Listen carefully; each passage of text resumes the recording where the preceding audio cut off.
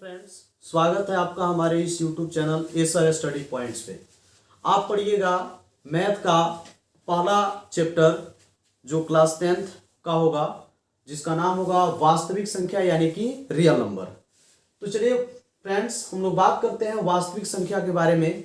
तो वास्तविक संख्या यानी रियल नंबर को पढ़ने से पहले, ठीक है ना, इसका कुछ हम लोग इंट्रोडक्शन पढ़ेंगे, ठीक है ना। इंट्रोडक्शन में क्या होगा, जो आपके सामने दिख रहा है, ठीक है ना, तो इसके बारे में हम लोग जानेंगे। अगर आप इसके बारे में बहुत अच्छे तरह से समझ जाते हैं इन संख्याओं के बारे में, तो मुझे उम्मीद है कि ये जो आपका चैप्टर होगा वास्तविक संख्या यानी रियल नंबर क्लास 10 का, वो आपको बहुत मजा देने वाला है, बहुत मजा भी आएगा।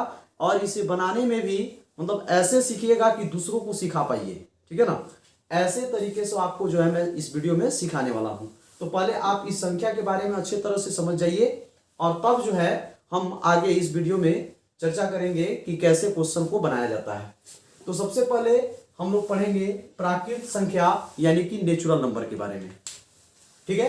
तो वास्तविक संख्या को पढ़ने से पहले आप इन संख्याओं के बारे में जानें, ये क्या होते हैं, कैसे होते हैं, ठीक है ना। तो हम लोग जानेंगे पहले प्राकृत संख्या के बारे में। तो प्राकृत संख्या यानी इसे हम नेचुरल नंबर भी कहते हैं। ये प्राकृत संख्याएं क्या होती हैं, तो आपको बता दें कि गिनती की संख्याओं को प्राकृत संख्या कहते हैं। कौन सी संख्या, तो गिनती की संख्या को, ठीक है ना, हम प्राकृत संख्या कहेंगे। गिनती की संख्या को प्राकृत संख्या कहते हैं। अब देखिए, गिनती की संख्या आपको कहां से स्टार्ट होती है, आप देख सकते हैं। तो गिनती की संख्या 1 से स्टार्ट होती है, यानी कि ये सभी संख्याएं 1 2 3 4 डॉट डॉट डॉट ये जहां तक जाएंगी अनंत तक, इन्फिनिटी तक, ये सारी आपकी प्राकृत संख्या यानी कि नेचुरल नंबर कहलाती है। तो ध्यान रखिएगा कि प्राकृत संख्या गिनती की संख्या को कहा जाता है, यानी कि ये काउंटिंग नंबर है, ठीक है ना। 1 2 3 4 5 मतलब इन्फिनिटी तक जाएगी ये, तो ये आपकी नेचुरल नंबर यानी कि प्राकृत संख्या कहलाएगी। अब हम लोग बात करते हैं नेक्स्ट, अगला पूर्ण संख्या यानी कि होल नंबर के बारे में। अब ये होल नंबर क्या होते हैं, तो देखिए कुछ नहीं है, गिनती की संख्या में आप केवल एक शून्य को शामिल कर लीजिए, तो ये आपका बन जाएगा पूर्ण संख्या यानी कि होल नंबर। जैसा कि अगर हम इसको लिखें, यहां पर इसका पहले डिफिनेशन लिख देते हैं, लिखेंगे गिनती की संख्या अर्थात प्राकृत संख्या, प्राकृत संख्या में शून्य को यानी 0 को शामिल कर लेने से या कर लेने पर प्राप्त संख्या आपकी पूर्ण संख्या कहलाती है, ठीक है ना। अब आपको क्या करना है, इस गिनती की संख्या में केवल शून्य को शामिल कर लेना है, जैसे कि 0 1 2 3 4 डॉट डॉट डॉट, यानी कि ये भी अनंत तक जाएगा, इन्फिनिटी तक। बस इसमें क्या शामिल हो जाएगा, तो प्राकृत संख्या में केवल एक 0 शामिल हो जाएगा, तो ये बन जाएगा आपका पूर्ण संख्या। अब हम लोग बात करते हैं तीसरा, पूर्णांक संख्या यानी इंटीजर नंबर के बारे में। तो सबसे पहले आप जान लीजिए कि ये जो प्राकृत संख्या है, इसी प्राकृत संख्या और पूर्ण संख्या से मिलकर बना होता है पूर्णांक संख्या।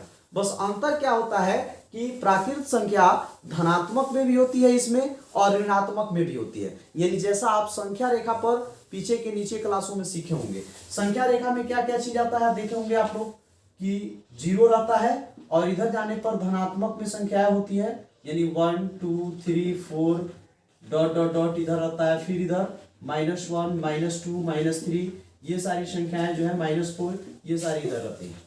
यानी कहने का मतलब है कि धनात्मक प्राकृत संख्या, ऋणात्मक प्राकृत संख्या और शून्य, इसके समूह को हम क्या कहेंगे, पूर्णांक संख्या। आप परिभाषा नोट कर सकते हैं, क्या बोले हम कि धनात्मक प्राकृत संख्या ये है आपकी धनात्मक प्राकृत संख्या, धनात्मक प्राकृत संख्या, और ये है आपका ऋणात्मक प्राकृत संख्या, ऋणात्मक प्राकृत संख्या। और एक क्या शामिल है इसमें आपका, तो एक इसमें 0 शामिल है।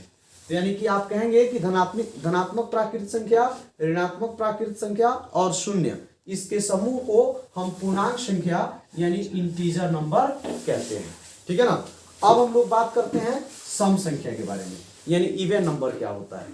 तो वैसी संख्या है जो 2 से पूरी पूरी विभाजित हो जाए उसको हम बोलते हैं सम संख्या।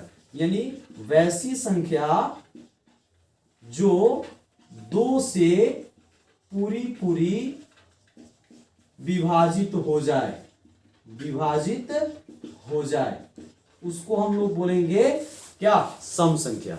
जैसे फॉर एग्जांपल सबके लिए बात करें, जैसे 2 4 6 8 10 डॉट डॉट डॉट ये संख्याएं जितनी भी हैं ये आपकी 2 से पूरी पूरी विभाजित होने वाली हैं। तो जो संख्याएं 2 से पूरी पूरी विभाजित होंगी उसको हम सम संख्या यानी इवन नंबर कहेंगे। ठीक है ना। अब आगे हम लोग बात करेंगे विषम संख्या यानी ऑड नंबर के बारे में। अब ये ऑड नंबर क्या होती है, तो ठीक यहाँ पे क्या हमने देखा है कि वैसी संख्या जो 2 से पूरी पूरी विभाजित हो जाए, लेकिन ध्यान रखिएगा विषम संख्या में क्या होता है कि ये 2 से पूरा पूरा विभाजित नहीं होता है। यानी कि वैसी संख्या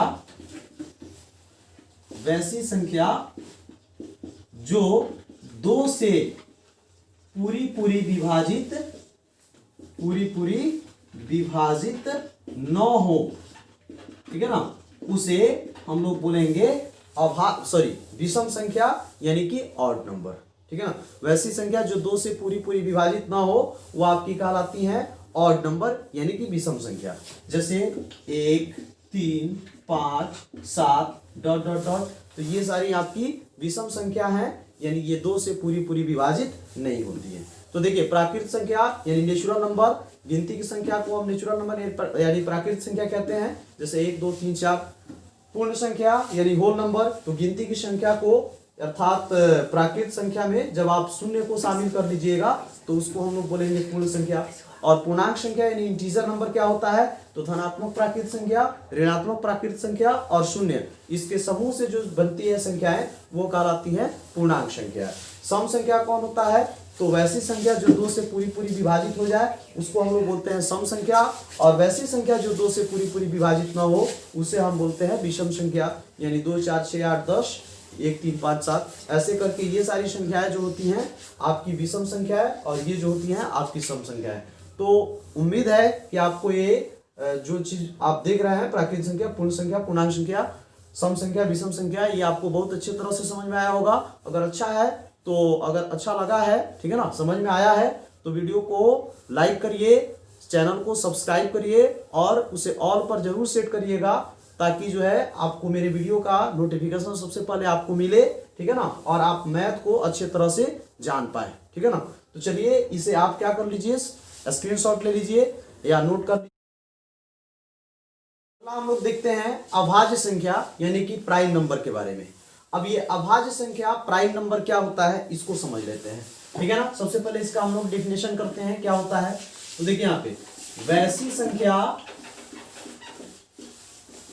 जो एक और स्वयं, वैसी संख्या जो केवल, लिख लीजिएगा यहां पर, केवल एक और स्वयं से विभाजित हो उसे हम लोग बोलेंगे अभाज्य संख्या यानी कि प्राइम नंबर। देखिए वैसी संख्या जो केवल एक और स्वयं से विभाजित हो यानी अपने आप से विभाजित हो, इसके अलावा किसी ये दूसरी संख्या से विभाजित नहीं होती है, इसे हम लोग बोलते हैं अभाज्य संख्या यानी कि प्राइम नंबर।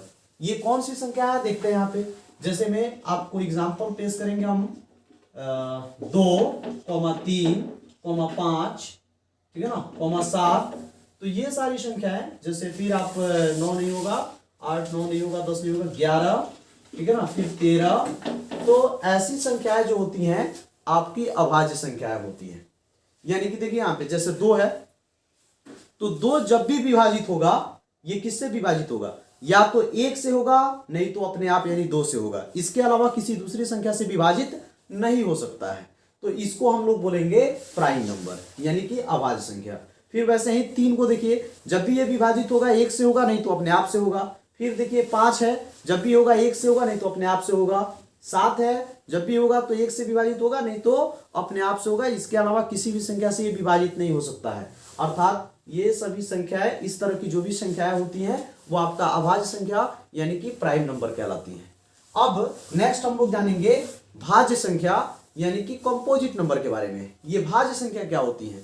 तो देखिए, भाज्य संख्या वैसी संख्या होती है जो एक से भी कटेगा, यानी एक से भी विभाजित होंगे, दो से भी होंगे, और इसके अलावा किसी एक और अन्य संख्या से, किसी अन्य संख्या से विभाजित हो जाएगा। माने एक से भी हो जाएगा, अपने आप से भी हो जाएगा, और इसके अतिरिक्त जो है किसी दूसरी संख्या से भी विभाजित हो जाएगा। तो वैसी संख्या को हम भाज्य संख्या यानी कि कंपोजिट नंबर बोलते हैं। जैसा कि देखिए यहाँ पे डेफिनेशन, वैसी संख्या जो एक और स्वयं के अतिरिक्त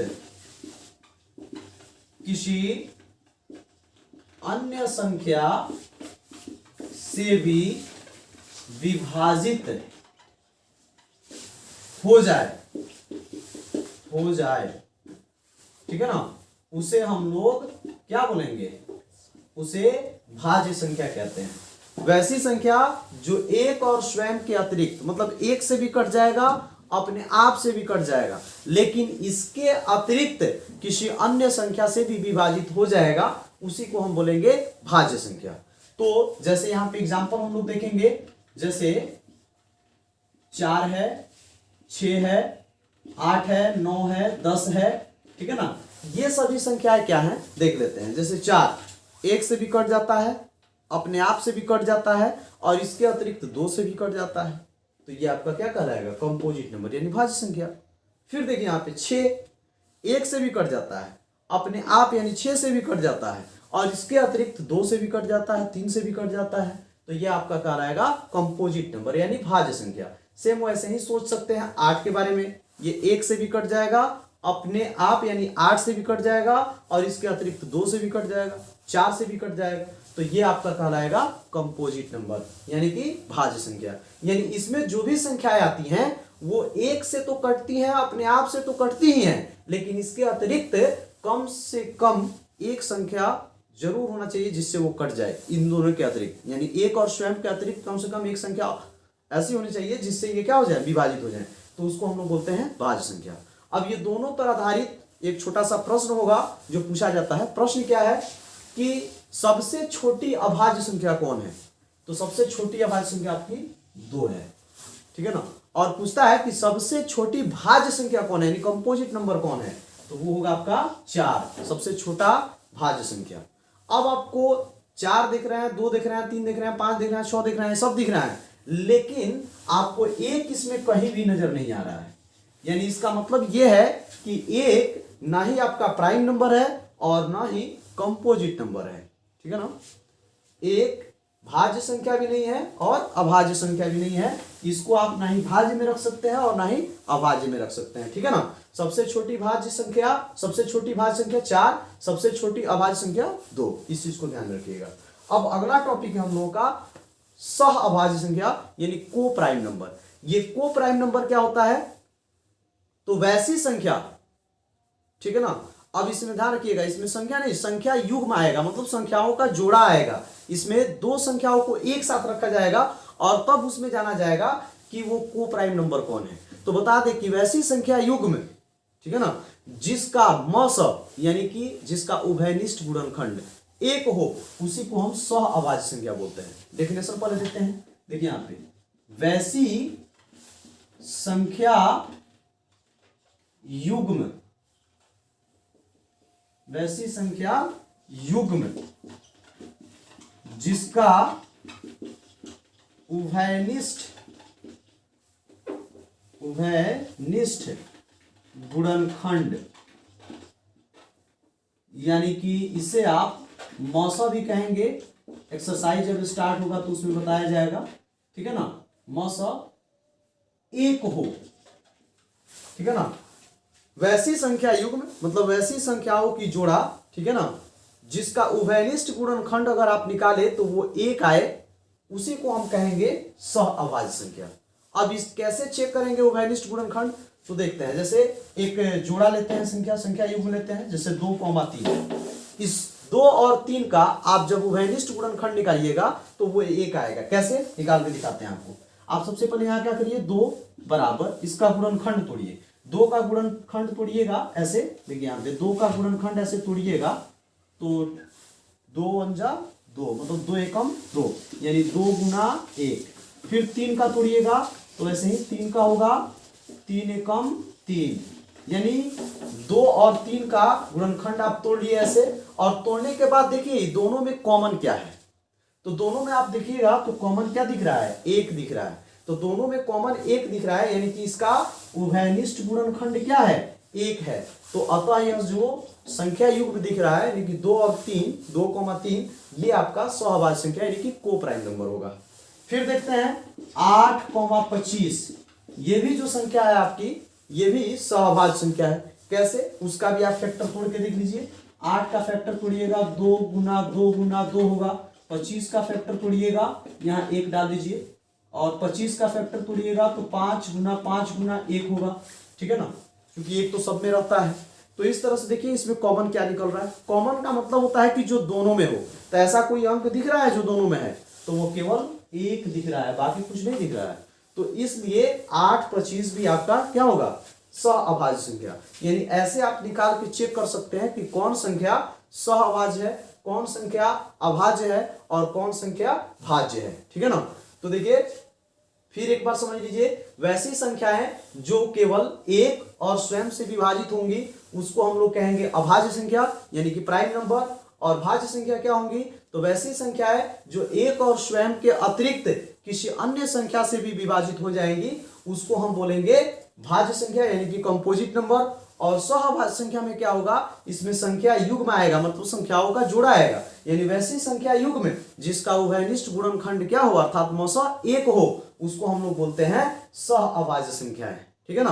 तो उम्मीद है कि बहुत अच्छे तरह से आप ये समझ पा रहे होंगे। अगर समझ पा रहे हैं तो लाइक करते जाइए, शेयर करते जाइए, ठीक है ना। तो चलिए इसका स्क्रीनशॉट लीजिए तब तक। चलिए फ्रेंड्स, हम लोगों ने अभी क्या पढ़ा हम लोगों ने, तो प्राकृत संख्या, पूर्ण संख्या, पूर्णांक संख्या, इसके साथ साथ हम लोगों ने फिर सम संख्या, विषम संख्या, अभाज्य संख्या, भाज्य संख्या, सहभाज्य संख्या, इतनी सारी संख्याओं को पढ़ने के बाद कुछ और भी हम लोग देखते हैं, जैसे दशमलव वाली संख्या है। ये क्या होती है दशमलव वाली संख्या है, तो जैसे आप कोई संख्या भिन्न में आता है, आप उसे काटते हैं। जैसे मान लीजिए कि ये 2/3 आ गया, अब इसको काटने जाइएगा तो 3 को घेर के 2 उतारिएगा, भाग नहीं लगेगा, तो आप दशमलव दीजिएगा, तो एक 0 मंगाइएगा, ऐसे करके आप भाग देने जाइएगा, तो ठीक है ना। तो इसमें क्या आ गया, दशमलव आ गया। तो ये दशमलव वाली संख्याएं कितनी तरह की होती हैं जब ऐसी भाग आप लोग करते हैं, तो ठीक है ना, इसी के बारे में जानना है। तो दशमलव वाली संख्याएं जो होती हैं वो 2 तरह की होती हैं। ये पहला, या तो वो शांत हो जाएंगी, और दूसरा नहीं तो वो अशांत रहेंगी, ठीक है ना, शांत और अशांत। अब हम लोग शांत के बारे में समझ लेते हैं। जो पूरी पूरी कट जाए उसको हम लोग कहेंगे शांत, और जो पूरी पूरी न कटे उसको कहेंगे अशांत, ठीक है ना। जो पूरी पूरी कट जाए वो शांत, जो पूरी पूरी न कटे उसे अशांत, ध्यान रखिएगा। जैसे एग्जांपल हमने 2/3 का दिया, अब इसको भाग देके देखिए तो 3 6 18, 2 आया, फिर पॉइंट पड़ेगा, 2 3 से तो कटेगा नहीं, तो पॉइंट पड़ा है तो फिर एक 0 मिलेगा, फिर 3 6 18, यानी आप फिर 2 आगे, आप देख रहे हैं कि ये कटने वाली नहीं है, बार बार 2 आ रहा है, तो ये कट नहीं सकती है। तो जब ये नहीं कट सकती है तो इसको हम लोग रखेंगे अशांत, यानी 2/3 जो इसकी दशमलव प्रसार होगी वो क्या होगी, अशांत होगी। यानी ये 2/3 जो भिन्न संख्या है, ठीक है ना, वो क्या होगा आपका अशांत। अब एक और एग्जाम्पल लेते हैं शांत के लिए।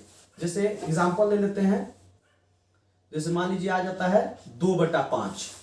अब इसको जब आप भाग दीजिएगा, 5 को घेर के 2 को उतारिएगा तो क्या हो जाएगा, दशमलव पड़ेगा तो 0 आएगा, 5 होगा 20, तो ये पूरा पूरा कट गया। यानी कि ये जब पूरा पूरा कट गया तो ये आपका क्या कहलाएगा, शांत, यानी 2/5 आपका क्या है, शांत है। तो इसी तरह से आप बहुत सारे भिन्न संख्याओं को देख सकते हैं कि उसमें कुछ संख्याएं जो है शांत होंगी और कुछ संख्याएं अशांत होंगी, ठीक है ना। तो उम्मीद है कि ये बहुत अच्छे तरह से समझ में आ गया होगा। दशमलव वाली संख्याओं में एक होता है आपका शांत और दूसरा होता है अशांत, ठीक है ना। शांत जो पूरा पूरा कट जाए, अशांत जो पूरा पूरा न कटे। अब हम लोग थोड़ा सा देखते हैं अशांत वाले के बारे में। अशांत वाले की 2 तरह की प्रकृति होती है। एक होती है अशांत आवर्ती और एक होती है अशांत अनावर्ती। अनावर्ती एक होती है अशांत आवर्ती और दूसरी होती है अशांत अनावर्ती। अब देखते हैं ये अशांत आवर्ती क्या होता है और दूसरा अशांत अनावर्ती क्या होता है। तो अशांत अनावर्ती के बारे में आपको बता दें कि ये संख्या कटेंगी नहीं, लेकिन एक ही संख्या बार बार रिपीट करेगा, ठीक है ना, यानी कि ये रिपीटिंग होगा। और ये होगा अशांत अनावर्ती, ये कटेगी भी नहीं और रिपीट भी नहीं करेगी, यानी ये नॉन रिपीटिंग होगा। अब इसका कुछ एग्जांपल लेके दिखाते हैं। जैसे ये हमने 2/3 लिया है, इसको जब आप काटने जाइएगा 2 यहाँ पे उतार करके दशमलव दीजिएगा, 0 आएगा, 3 छक 18, फिर 2 आ गया, दशमलव पड़ा है, फिर 0, 3 छक 18, फिर 2 आ गया, फिर दशमलव पड़ा है 0, 3 छक 18। यानी ऐसे आप क्या देख रहे हैं कि ये पूरी तरह से कट भी नहीं रही है और एक ही संख्या बार बार हमको परेशान किए हुए भाई। एक ही मतलब समझिए ना कि एक ही संख्या बार बार आ रहा है, 6 6 6 6। यार कब तक 6 6 चलता रहेगा।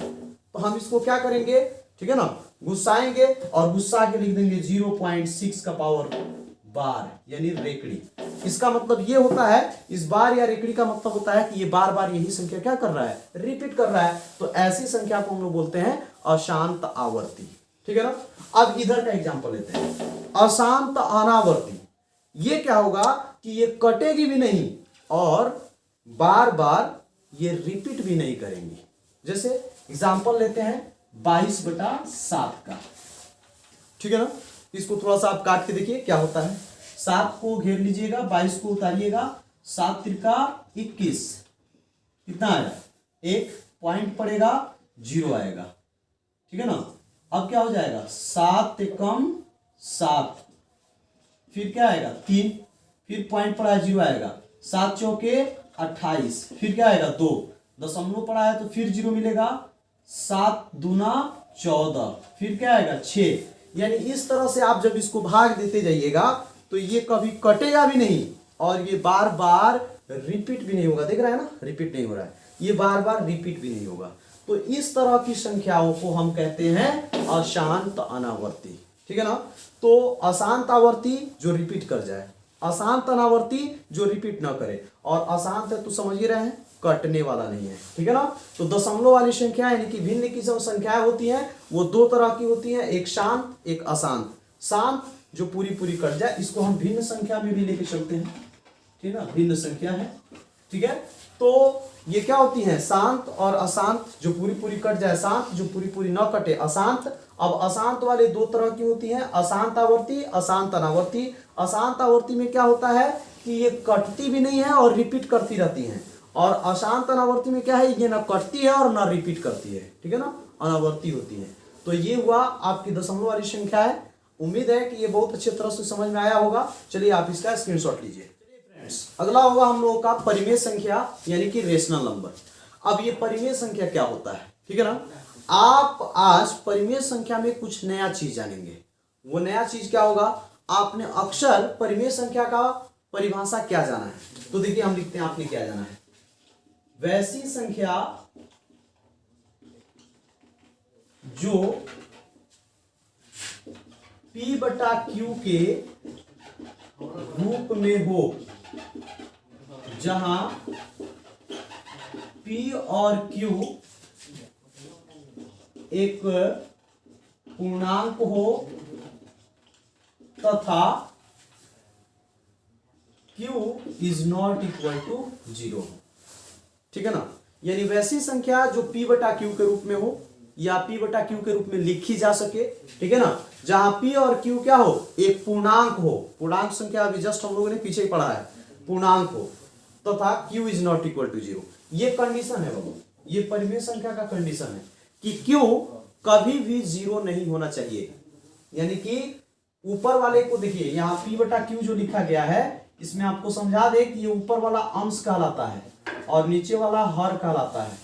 तो हर यानी नोमिनेटर डिनोमिनेटर, तो जो डिनोमिनेटर होगा यानी हर जो होगा वो कभी भी 0 नहीं होना चाहिए। अगर 0 हो गया तो वो आपका परिमेय संख्या नहीं होगा, ठीक है ना। तो ये कंडीशन है, याद रखिएगा। साथ ही साथ ये भी कंडीशन याद रखिएगा कि पी और क्यू जो भी होना चाहिए एक पूर्णांक संख्या होना चाहिए। पूर्णांक संख्या यानी धनात्मक प्राकृत होना चाहिए, ऋणात्मक प्राकृत संख्या होना चाहिए और धनात्मक प्राकृत संख्या होना चाहिए, ठीक है ना। पी 0 हो सकता है बट क्यू 0 नहीं होना चाहिए। वैसी संख्या हमारी क्या कहलाती है, परिमेय संख्या कहलाती है। लेकिन इसमें एक कंडीशन और आपको जोड़ेंगे, वो चीज आपको ध्यान रखना है कि परिमेय संख्या वो होती है जिनका दशमलव प्रसार शांत हो तथा इसके साथ साथ ये भी चीज ध्यान रखिए जिसका दशमलव प्रसार अशांत आवर्ती हो, ठीक है ना।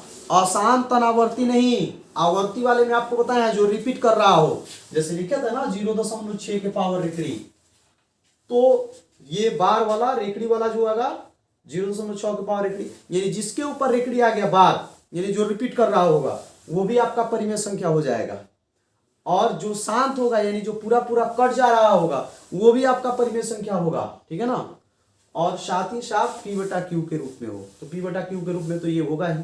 तो वैसी संख्याएं आपकी क्या कहलाती हैं, परिमेय संख्या कहलाती है, ठीक है ना। जो पी बटा क्यू के रूप में हो, जहां पी और क्यू पूर्णांक हो, क्यू 0 नहीं हो, साथ ही साथ शांत हो और अशांत आवर्ती हो, उसको हम लोग बोलते हैं परिमेय संख्या।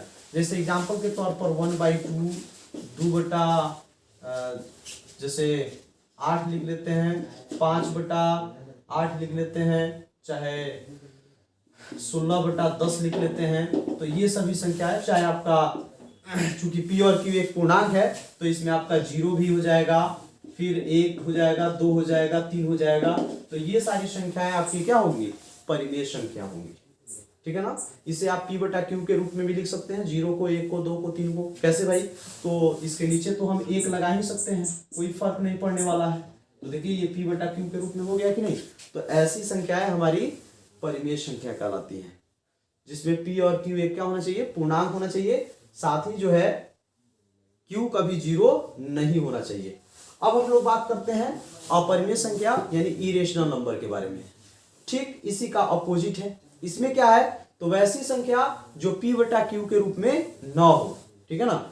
और पी बटा क्यू के रूप में जब वो नहीं होगा, ठीक है ना, तो वो आपका क्या हो जाएगा, अपरिमेय संख्या, यानी ठीक इसका अपोजिट। देखिए यहां पे वैसी संख्या जो पी बटे क्यू के रूप में न लिखा जा सके, चाहे नहीं हो, ठीक है ना, उसको हम बोलेंगे अपरिमेय संख्या। ये पी बटा क्यू के रूप में नहीं होती है। इसके साथ साथ ये भी आपको बता दें कि अपरिमेय संख्या में वो भी संख्याएं आती हैं जिसका दशमलव प्रसार अशांत अनावर्ती हो, अशांत अनावर्ती हो। जिसका दशमलव प्रसार अशांत अनावर्ती होगा वो आपका अपरिमेय संख्या के अंदर आएगा। अनावर्ती का मतलब जो कटे भी नहीं, ठीक है ना, और रिपीट भी ना हो। जैसे इसका एग्जांपल अभी लिए थे 22/7, ये आपका अपरिमेय संख्या में आ जाएगा। क्यों, क्योंकि भाई 22/7 को जब आप काटिएगा तो ये 3.142 ऐसे डॉट डॉट करके कुछ आ रहा था। आप भाग देके देखिएगा, ये कभी कटेगा भी नहीं और कभी रिपीट भी नहीं होगा। ये 22/7 मान जो होता है वो पाई का होता है, इसीलिए हम लोग बोलते हैं कि पाई ये क्या है, अपरिमेय संख्या है, ठीक है ना। इसके साथ साथ जितनी भी संख्या रूट में लिखी जाए और उसका वर्गमूल आप निकालिए, ठीक है ना। अगर उसका वर्गमूल नहीं निकलता है, जैसे √2, इसका तो वर्गमूल आपका करेक्ट नहीं निकलेगा। इसका तो हम एक अपना अनुमानित मान लेते हैं, 2.414 ऐसे करके पूछ लेते हैं, ठीक है ना, √2 का। तो वो संख्याएं जो हैं जिनका जैसे √2 का जब आप वर्गमूल निकाल लीजिएगा ना, तो यही कंडीशन आएगा, मतलब अशांत अनावर्ती वाला कंडीशन आएगा। इसका दशमलव प्रसार जब निकालिएगा तो वो ना पूर्ण रूप से कटेगा और ना ही बार बार रिपीट होगा। तो इसीलिए हम इसको अपरिमेय संख्या मानते हैं। जैसे √3 भी एक अपरिमेय संख्या होगा, क्योंकि इसका पूरा वर्गमूल जो है नहीं निकल पाएगा, और जब उसका वर्गमूल आप भाग विधि से निकालने जाइएगा तो अशांत अनावर्ती आएगा। तो ये √2, √3, √5, ठीक है ना, चाहे 1/√2, ये सारी संख्याएं आपकी क्या होती हैं, पाई। ये सारी संख्याएं आपकी अपरिमेय संख्या होती है। तो उम्मीद है कि परिमेय संख्या और अपरिमेय संख्या को आप एक कुछ नए ढंग से सीख चुके होंगे। अब आगे हम लोग बात करते हैं वास्तविक संख्या के बारे में। तो देखिए वास्तविक संख्या क्या होता है। तो देखिए आप क्या करिए, आप इस परिमेय संख्या और अपरिमेय संख्या को देखिएगा तो आपने पीछे अभी जितनी संख्याओं को पढ़ा है, सवाभाज्य संख्या को थोड़ा सा साइड में रखिए क्योंकि वो संख्या युग्म है, लेकिन बाकी जितनी भी संख्याओं को आपने पढ़ा है वो सारी संख्याएं परिमेय और अपरिमेय में शामिल हो जाएंगी। ठीक है ना, वो सारी संख्या तो परिमेय में शामिल होंगी, अपरिमेय कुछ एक्स्ट्रा आ गया, वो सारी जितनी पीछे पढ़े हैं आप लोग वो सारा संख्या किस में आ जाएगा, परिमेय में आ जाएगा, और अपरिमेय आपका एक एक्स्ट्रा आ गया। तो इस तरह से आप सभी संख्याओं को मिला दीजिए तो वो सारी संख्याएं मिलके आपकी वास्तविक संख्याएं बनती हैं। यानी वास्तविक संख्या में क्या आता है, तो परिमेय भी आ जाएगा और अपरिमेय भी आ जाएगा। और ध्यान रखिएगा कि जब परिमेय आएगा तो प्राकृत संख्या भी आ जाएगा, पूर्ण संख्या भी आ जाएगा, पूर्णांक संख्या भी आ जाएगा, सम संख्या, विषम संख्या, भाज्य संख्या, अभाज्य संख्या, ये सारी संख्याएं इसके अंतर्गत शामिल हो जाएंगी। ठीक है ना, परिमेय में। और अपरिमेय में क्या होगा, जो यहाँ पर आपको दिख रहा है, अब ये पूरा को मिलाकर जो संख्या बनता है वो होता है आपका वास्तविक संख्या। यानी ऐसे हम कह सकते हैं कि परिमेय संख्या और अपरिमेय संख्या के समूह को हम वास्तविक संख्या यानी कि रियल नंबर बोलते हैं। परिमेय संख्या और अपरिमेय संख्या, इसके समूह को हम वास्तविक संख्या यानी कि रियल नंबर बोलते हैं। यानी इसमें आपको जो इच्छा करे कुछ भी इसमें लिख सकते हैं, वो सभी आपकी वास्तविक संख्या होती हैं। बस एक चीज ध्यान में रखिएगा, जैसे आप लिख दें 0, 1/0, 2, √2, 3/5, कुछ भी लिखते जाइए, सब आपका क्या है, वास्तविक संख्या है। अब एक चीज आपको बता दें कि जब आप रूट में लिखने जाइएगा तो कभी भी इसको, जैसे यहाँ √2 लिखे हैं तो इसको आप -√2 मत लिखिएगा। ठीक है ना, क्योंकि ये ऐसी संख्या आपको अभी पीछे जितना भी पढ़ा है उसमें कुछ भी संख्या में ऐसा नहीं आया है, ये आपकी वास्तविक संख्या नहीं होती है, इसको हम काल्पनिक संख्या बोलते हैं, इमेजिनरी नंबर। इसको आपको आगे के क्लास 11th में आपको पढ़ने को मिलेगा। ठीक है ना, तो वास्तविक संख्या वैसी संख्या होती है जिसमें परिमेय संख्या और अपरिमेय संख्या ये सभी संख्याएं क्या होती हैं, शामिल होती हैं, उसी को हम लोग बोलते हैं वास्तविक संख्या यानी कि रियल नंबर। तो उम्मीद है कि ये वीडियो आपको बहुत अच्छे तरफ से समझ में आ गया होगा। ठीक है ना, अगर समझ में आया है तभी लाइक कीजिएगा, इसके साथ साथ चैनल को सब्सक्राइब कर लीजिएगा ताकि ऐसे मजेदार वीडियो आपको हमेशा मिलते रहे और उसका नोटिफिकेशन सबसे पहले आप तक पहुंचे। ठीक है ना, इसके लिए इसको सब्सक्राइब कर लीजिएगा। अगर पसंद आया हो तो दोस्तों में शेयर भी कीजिएगा, कमेंट भी कीजिएगा किसी तरह की अगर समस्या हो तो। ठीक है ना, तो तब तक के लिए बहुत बहुत धन्यवाद मेरे वीडियो को देखने के लिए।